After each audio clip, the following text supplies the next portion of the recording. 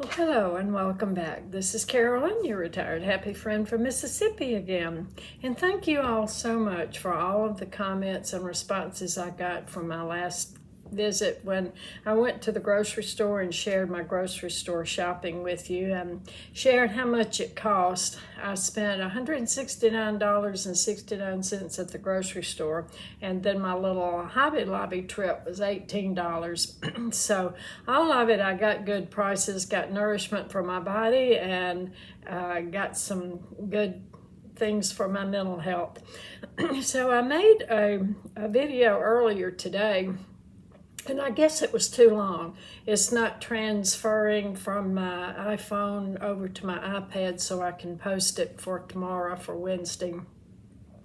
So I had told you on the last time that I would do the Q&A, the questions and answers, and share some more things, but it's too long and it won't transfer. So as soon as I can transfer it, I'll post that video and have all the questions. It was so much I can't redo it on my iPad.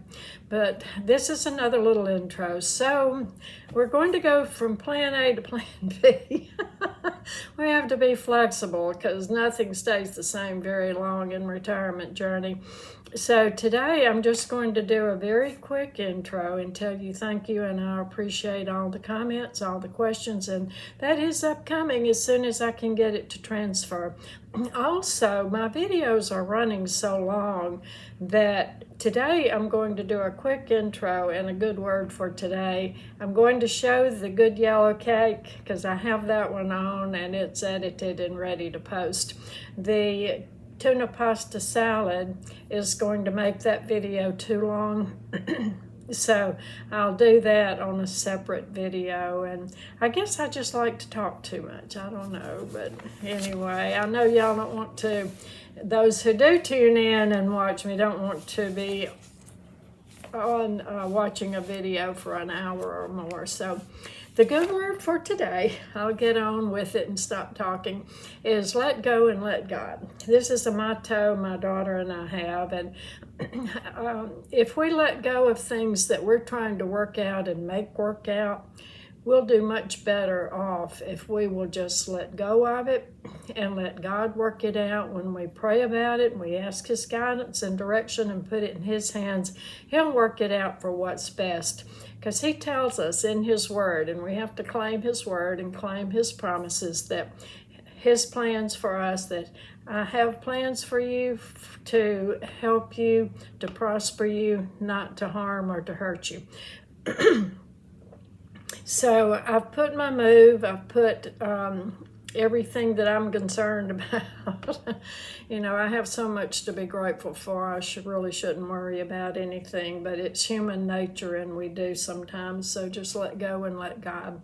So my thankful for today, when I was out on the patio this morning, I had a beautiful cardinal fly down right in front of me, and I guess he saw a worm or a cricket or something for breakfast. So he got to come by and say good morning to me. And then I had a little bluebird fly down, light on the fence, and go in my bluebird house. So I'm hoping I'll have another bluebird family in soon. So I hope you like this video. And I'm still new at the videoing and the YouTube channel, so I just appreciate every single one of you who keep coming back and keep sending me comments, and it's very, very encouraging. I'm glad you're joining me on this retirement journey, so thank you.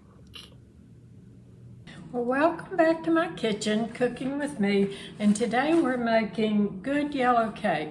This is a recipe handed down from my grandmother, and I found it in the cookbook that she had after she passed away and we were cleaning out her house and everything. So I've had her cookbook for, I guess, maybe 20 years, and most of it is cake and dessert recipes. But this one is on the original paper, and it's dated at the bottom.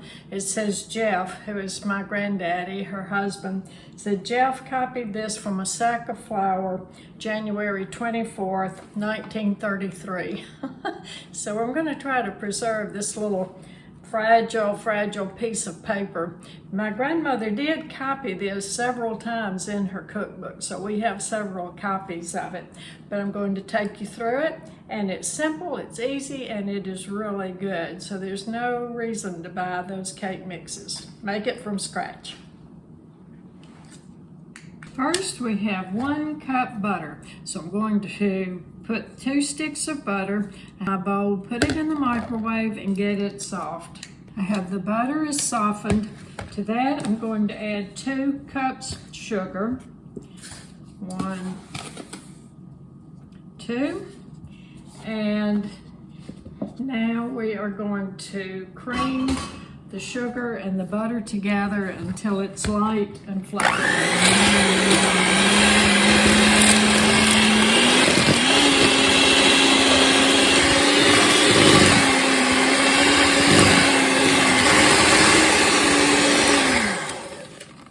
Okay, that is light and fluffy. It's well creamed. Now to that, we have 4 eggs. We're going to separate the eggs. I'll put the yolks in a smaller bowl, and the whites I'll put in this other bowl, because we're going to beat the egg whites separately. Going to separate the egg white into the big bowl.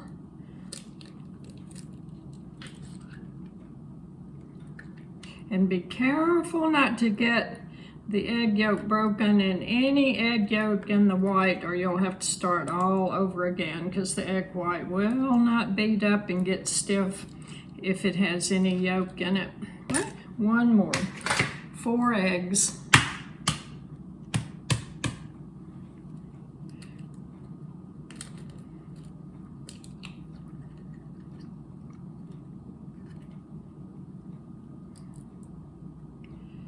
Okay, so there we go.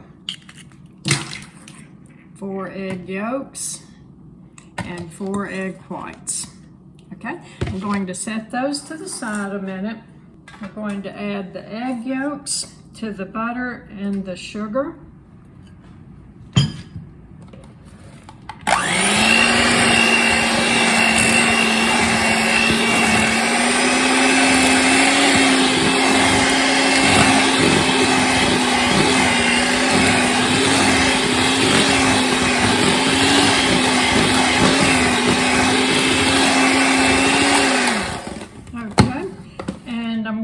I put a little bit of butter. These are 8-inch cake pans, and these were my mother's cake pans. They are very, very good. I think they are aluminum, but they do not rust. Now we're going to add 1 cup sweet milk, which is regular milk, and 3 cups self-rising flour. If y'all never have tried this little trick, I got a little coat hanger. It's one of my child-size coat hangers, a little skirt hanger, and I clip my recipe to that and hang it on my kitchen cabinet knob so I can see my recipe. It's a whole lot easier than trying to refer back to my cookbook all the time. If I have a recipe I can pin up. Now, I'm not ready to add my egg whites yet, but I'm going to go ahead and beat my egg whites. It says beat the egg whites until they are stiff.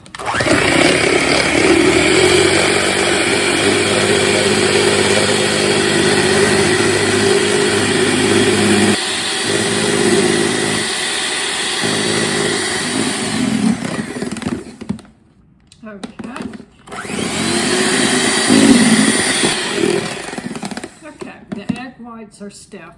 So the egg whites beat up much better if they're room temperature. And it's a good thing I had 2 mixers, but I had planned to beat my egg whites with this mixer before I started and I forgot. So I got my other mixer out. So now we're going to add the 1 cup of milk alternately with 3 cups self-rising flour. So I'm going to put some of the milk in and This is 1 cup, so 1 cup self-rising flour, and mix that up. Add some more of the milk, and 1 more cup of the flour.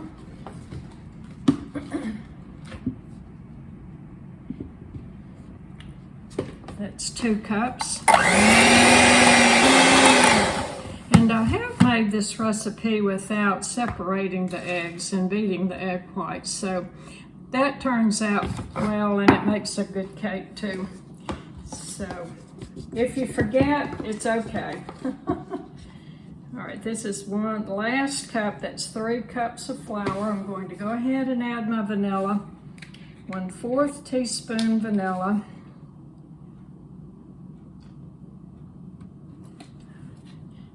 Okay, and I like to use real vanilla extract. I don't like the imitation vanilla flavoring.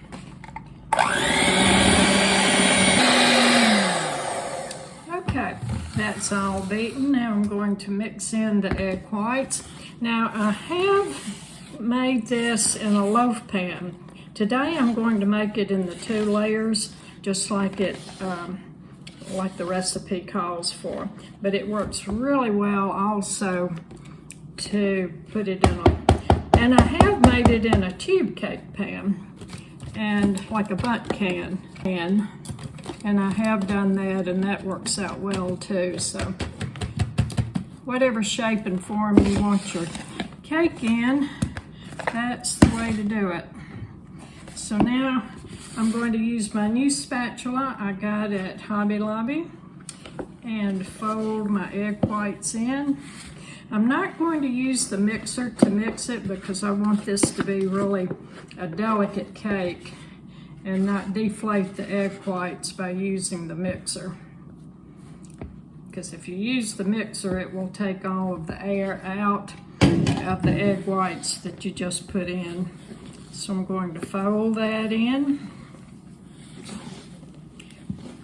Mix it up well. And it says to put it in 2 cake pans, bake it at 350 degrees until it's done, which is usually 25 to 30 minutes. So we'll put it in the cake pan and then keep checking back on it so it doesn't get too brown and too well done. Okay. That's getting all well mixed in.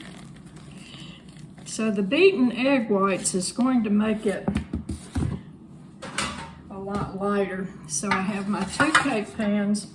I'm going to take just a little bit of flour, sprinkle it over the melted butter in my pan, and that will help the cake not to stick to the pan, hopefully. So I just shake it around to get the flour all over it. And I'll put half of the batter in one pan, half the batter in the second pan. And I really like these cake pans. They are bigger than what I had before. I think these are 9-inch cake pans. And I think the ones that I had when I got married that they had in the store were 8-inch. So I like these bigger pans. The edge of the pan. And I'm not going to bump it like I usually do on the counter to shake out the air bubbles, because that's what we just did by beating the egg whites. So there are many ways you can use this. It's great for chocolate frosting, caramel frosting. My mother used to make a banana cake.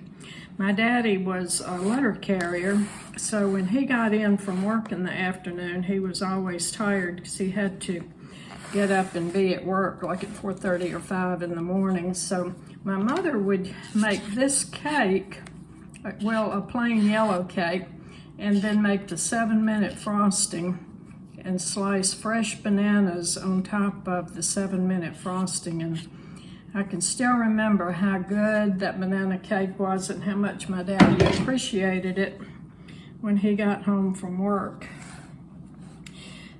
So caramel, homemade caramel frosting's good, chocolate frosting, cream cheese frosting.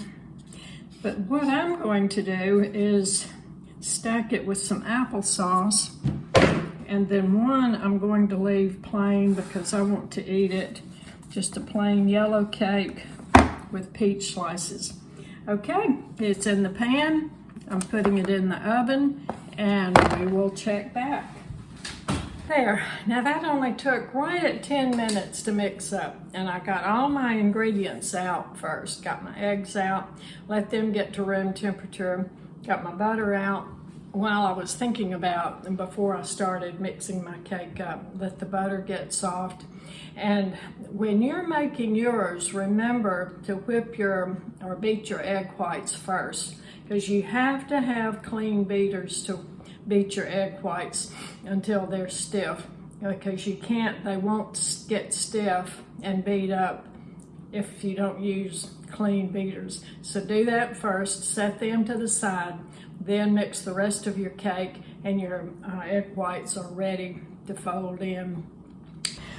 Well, I just took my cake out of the oven. So with my oven, it was on 350, and I kept checking it, and it was still jiggling. It was still a little bit soft, so I didn't want my cake to fall.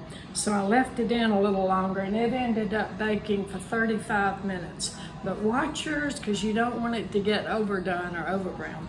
And to be perfectly honest with you, I have never had a cake come out this bad. But both layers stuck. I mean stuck bad. So both layers. So I think it was because usually I take Crisco and I'm shortening, and I grease the pan really well, the sides of the pan, the bottom of the pan. So I didn't do that this time. I just melted the butter in the bottom. So I think that was the reason. But all is not lost. My grandmother always said, Carolyn, those cakes come out the best, the ones that stick, because the frosting or whatever you're stacking it with goes down in the cake and it makes it really moist. So this one that stuck the worst is going to be my applesauce cake. So I'm using, I like chunky applesauce, but y'all, applesauce is even hard to find now. I used to be able to get a small jar of chunky applesauce for less than $1, and now a little bit of sugar, 2 really good shakes of cinnamon, and I'm going to cut my layer in half, put applesauce on the bottom half, and put the other half on top of it, and then put applesauce in the end. So I'll take my knife and stab it down in there so the applesauce can soak down in there. So on this one that didn't stick as bad, there you go. You got to do what you have to do. So I'm going to cut this one in half, and the part that didn't stick so bad I'll put on top of the part that did stick. And this is the cake that I'll use, just slicing to eat with my fresh canned peaches. So I'll show you my applesauce cake when I get it done. So I've cut it in half, and this half I'm going to go ahead and spread half of the applesauce on it. And this is really good. I usually make applesauce cake in the fall of the year, but I haven't made one in a long time. And since I was making this recipe anyway, I just decided this would be a good time to make an applesauce cake. I think I'm going to add some more applesauce because I like mine really moist and a lot of applesauce in it. So I'm going to add some more. Now, another thing you can use applesauce for, if you've never made applesauce pancakes, when my children were growing up, I used to make applesauce pancakes, and it was the same way. A lot of times I would use either buckwheat flour or whole wheat flour to make the pancakes with. And then fix the applesauce just like this with applesauce, applesauce, sugar, and cinnamon. This cake is so tender, y'all. It is going to be so good for supper tonight. It's still really warm, and it would be wonderful with a cup of coffee or a cup of tea right now. Okay, so there. How about that? I put my cake all back together.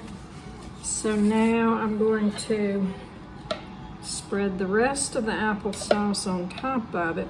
See, whipping the egg whites and putting the egg whites in it is what makes it so light and so tender.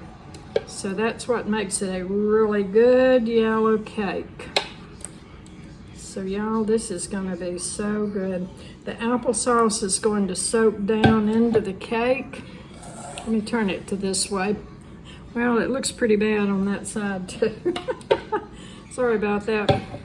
That's the way home cooking goes, you know. So I'm going to claim my grandmother's promise and say, well, it just makes it that much better. So, okay, I've got the applesauce on it, and I'm going to spread it over. Look what a tall cake that is, and that's only 2 layers. So I'm going to just stick my knife down through it, and then spread the applesauce again. Now that applesauce will soak down in it, and my cake is still warm. So y'all talk about good. If you have a hungry husband or children or grandson or anybody coming in, they will love that cake. Now this one, I'm going to just cut in half and then stack the worst part of it. Well, I'm going to stack the best part of it on top of what stuck the worst, if that makes sense. So there you go. Good yellow cake, and it is gonna be good. Okay, there we go. I have the plain cake on this side, the applesauce cake on this side. So I put it all on the same plate so I can put it under my same cake cover. And I scooped up the crumbs and ate it with a little bit of applesauce. And y'all, it is so good. I may not be able to wait for supper to get another piece of it. So there you go. I hope you try that. And when you do, be sure and grease your pans really well, better than I did today, so your cake won't stick. But it's gonna be good. We're back from our walk, and we went to a different place today. We went to a park over close to us where there were children playing and getting ready to start practicing baseball. And none of it transferred over to my iPad, so I'm having a problem. I think my memory or my videos may be full because I'm videoing so much. But Maisie came home. She's laying on the porch, as you see. We're sitting outside late afternoon, and she is just all tuckered out, as we say in the South.